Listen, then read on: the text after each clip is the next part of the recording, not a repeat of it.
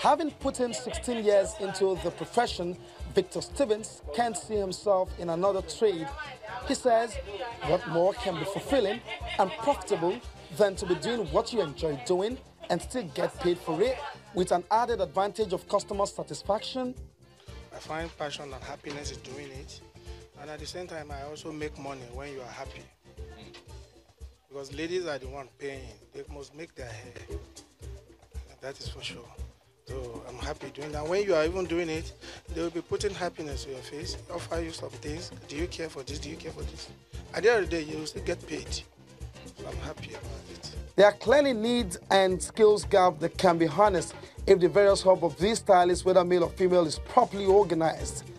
They are in the Ikeja, Surulere, Yaba, University Road, Mushin, and in Ogba, just to mention a few in Lagos, Nigeria's southwest region. Well, yes, I think because we're in a society where we all know that you have to look for other things to do than look for a white-collar job. So it is a business where you do not need so much capital to start. You just need a small space to stay and necessary tools which are not expensive, and you find yourself making business. So it's actually a small skill which I think a lot of people should buy into, because and I think they make a lot of money on a daily basis. They make a lot of money than even people that work in the office.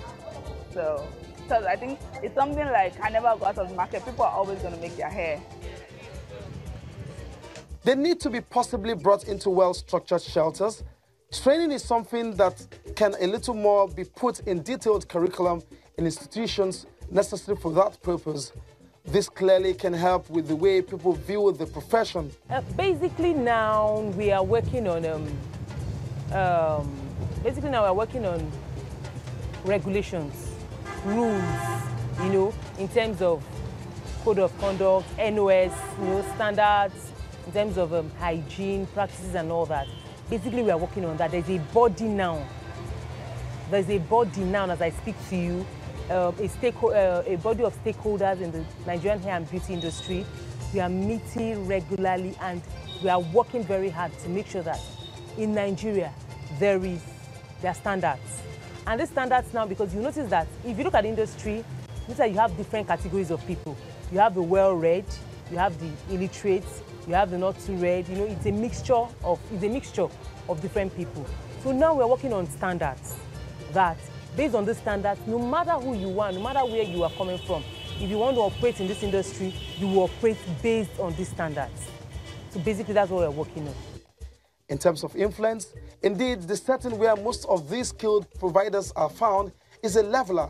Class syndromes don't count here, despite the shabby environment they operate. You're seeing what I'm saying.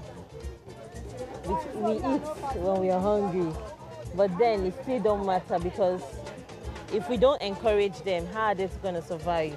If everyone keeps running to the salon to make hair, how would these people striving to survive have something to eat? So this is how we do. This is what we can do to support them. They are good at what they do. That's the truth. The hair-making community, as it's currently coming on, has also taken away a sizable number of unemployed, and this also on an upward trajectory. Observers say it is capable of doubling the current figures if properly managed.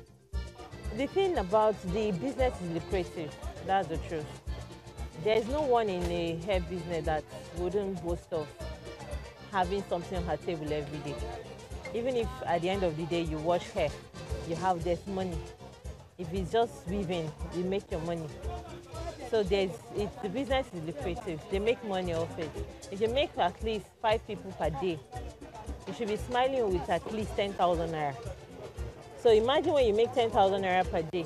There are bound to be some psychological effects of finding yourself in professions that were traditionally meant for the opposite sex. Initially, there will be this issue of people wondering, why is this man doing this? Can he do it? Can he do it well? Am I sure that committing myself into his hand, he will be able to do it well? That initial shock will be there, and it can be a form of embarrassment to that practitioner. You find a lady coming to your salon and discover that, oh, it's a male that is there. The initial surprise and possible doubt in one's mind that can this person do it, or does he have any ulterior motive? So for such people, for such practitioners, they should expect that initial shock.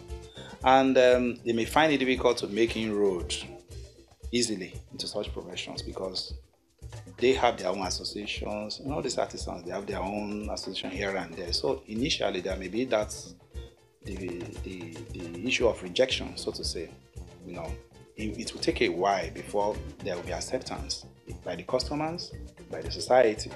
And a lot of people may read different motives into what you are doing. Why are you finding out? Why are you coming to this area? This place is meant for a group of people. Or some abstract embarrassment. Oh, you're a male nurse.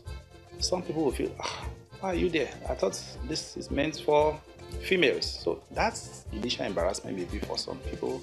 And you may have to start explaining why you are there, here and there, here and there.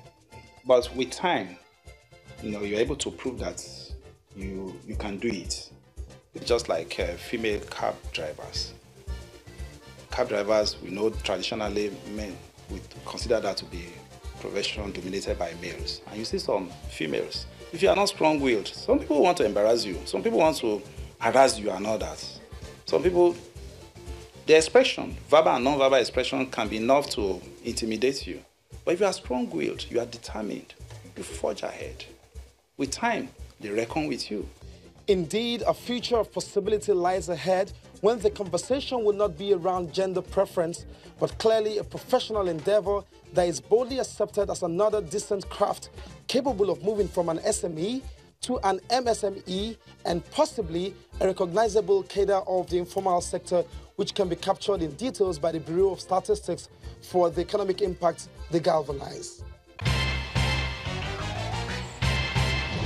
The acceptance level for those who may not have encountered them on the job is quite debatable, but what is not in doubt is that these guys are determined to stay on this job for a long time to come by contributing immensely to the growth and development of the beauty industry and by extension, the economy.